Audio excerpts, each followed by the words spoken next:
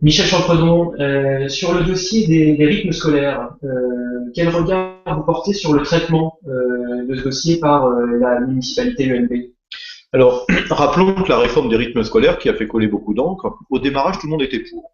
Tout le monde trouvait que la semaine et la journée de l'enfant étaient trop lourdes. Et d'ailleurs, dans les comparaisons par rapport aux autres pays de l'Union européenne, eh bien effectivement, les rythmes scolaires en France sont décalés, déséquilibrés par rapport à la capacité d'apprentissage des enfants. Donc au démarrage, tout le monde était pour. Tout le monde est devenu contre quand on a parlé concrètement de l'organisation de la semaine. Bon, donc ça, c'est à remettre en fond de décor. Deuxièmement, l'objectif de la réforme des rythmes scolaires, c'est d'abord de lutter contre l'échec scolaire.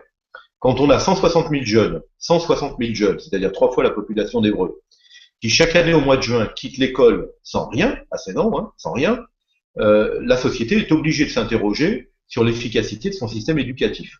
Et donc ça ne peut pas durer. C'est un gaspillage humain, un gaspillage financier également, parce qu'il y a toute une génération de jeunes qui finalement se retrouvent dans l'oisiveté, la difficulté sociale, les formations plus ou moins performantes, l'intérim, le chômage, etc.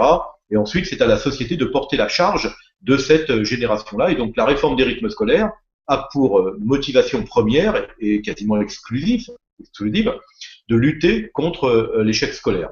Je dois dire que c'est une mesure d'égalité sociale parce que les premiers qui sont touchés par l'échec scolaire, ce sont d'abord les enfants des quartiers issus des quartiers populaires, des familles défavorisées. Et donc cette réforme-là, elle vise d'abord à donner davantage d'égalité dans la réussite scolaire. Alors ça, c'est sur le fond de la réforme.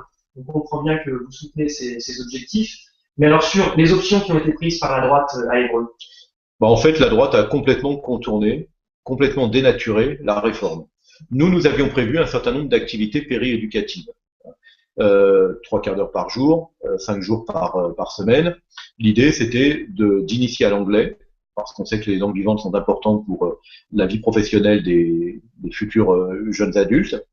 Initier à l'anglais, mais également faire pratiquer les échecs, la pratique des échecs, parce que sur le plan mental, c'est important pour structurer un enfant, mais également développer l'apprentissage du jardin biologique, la connaissance de la nature, les règles d'hygiène, les règles de sécurité routière, un certain nombre de l'alimentation, comment bien s'alimenter. Voilà, nous avions tout un programme destiné à permettre à l'enfant d'apprendre des choses utiles pour son devenir de façon ludique, de façon avec un certain nombre d'animateurs ou d'intervenants compétents. La droite a supprimé tout cela et en fait son astuce pour contourner le texte, c'est d'une part d'ouvrir les écoles à 8h45, donc en invitant les parents à garder leur enfant de 8h30 à 8h45, et d'autre part de fermer l'école à 16h au lieu de 16h30, c'est-à-dire d'inviter les parents à prendre leur enfant à 16h au lieu de 16h30. Un quart d'heure le matin, une demi-heure le soir, on a gagné les 3 quarts d'heure, on redonne au maximum de parents la garde de leur enfant, on supprime toutes les activités, et donc on n'apporte rien en termes de mieux d'école, en termes de mieux d'apprentissage, on n'apporte rien aux enfants d'Évreux. Et ça, c'est scandaleux.